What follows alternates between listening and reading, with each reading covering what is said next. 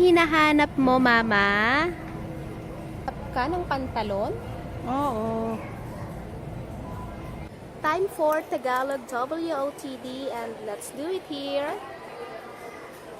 Let's do it here in the store. So, what's our Tagalog word, Mama? I'm not taking a picture. Ano? Pantalon. Pantalon. Pantalon. Pantalon. Mama, ito na ang mga pantalon.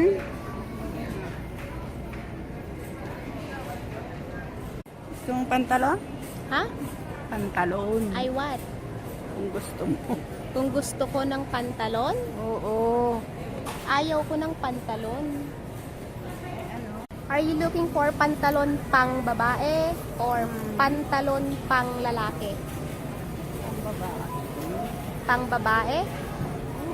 Para sa'yo? Ito na yun.